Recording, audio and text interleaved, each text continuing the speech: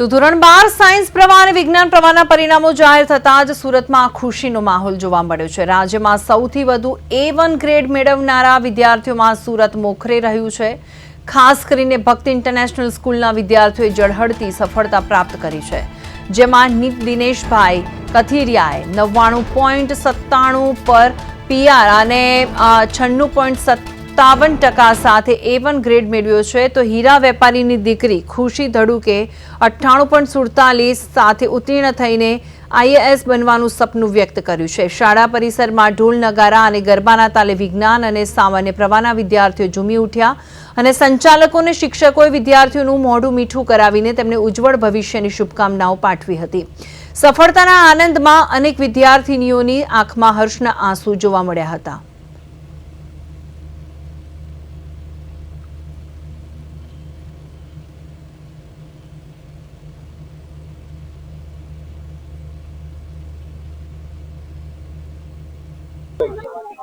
गुजरात राज्यभरनी साथे सूरतमां जे प्रकारे धोरण 12 जे रीते परिणाम छे ते जाहिर थयुं छे अने जे रीतना जोई शकीए छीए के आ प्रमाणेना दृश्यो એટલે ખાસ કરીને જે રીતે ક્યાંક મીઠા વેચી તો ક્યાંક અલગ અલગ પ્રકારે જે ઉજવણી છે તે કરાય છે અને વિદ્યાર્થીઓમાં એક અનેકો ઉત્સાહ છે તે જોવા મળી રહ્યો છે। ત્યારે અહીંના વાલીઓ પણ ભાવુક થયા છે। ત્યારે તેમની સાથે જ વાત કરીશું શું કહેવું છે તેમનું।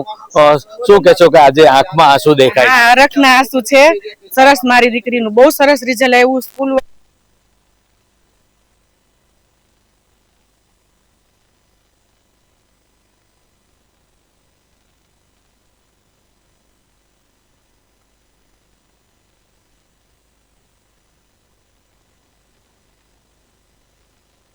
તમે શું કહેશો જે પ્રકારે પરિણામ આવ્યું છે, માતાની આંખોમાં આંસુ દેખાય છે, કેવી પ્રકારની આખી તૈયારી કરી હતી વર્ષ દરમિયાન કે આ પ્રમાણેનું પરિણામ આવ્યું છે?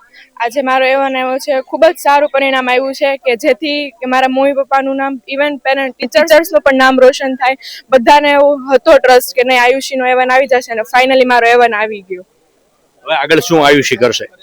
આગળ જીપીએસસી ની પ્રિપેરેશન કરવી છે। ફાઇનલી એમાં પણ હું આગળ ક્રેક કરી શકું અને મારા પેરેન્ટ્સનું સપનું પૂરી કરી શકું એવી મારું ડ્રીમ્સ છે।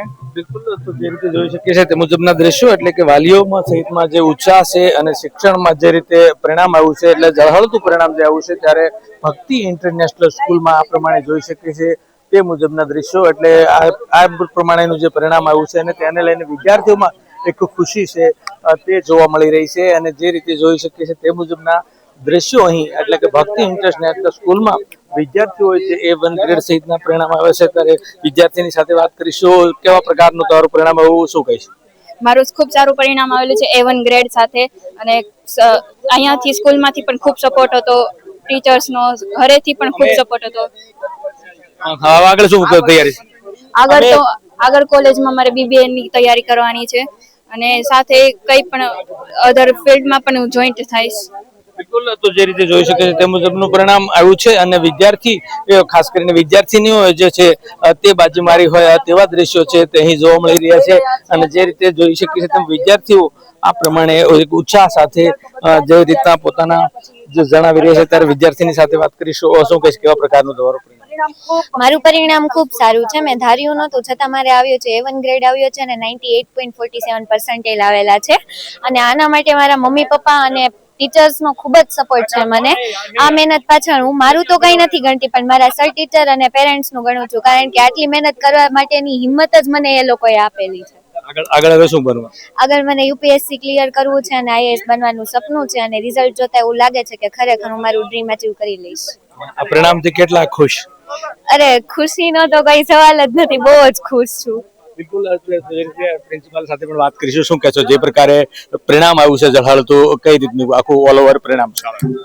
શાળાનું પરિણામ 10-12મા ધોરણનું ખૂબ સારું આવ્યું છે અને જોઈ રહ્યા છો તમે કે A1 ના વિદ્યાર્થીઓ એના માતા પિતા સાથે અને એના શિક્ષકો સાથે એન્જોય કરી રહ્યા છે।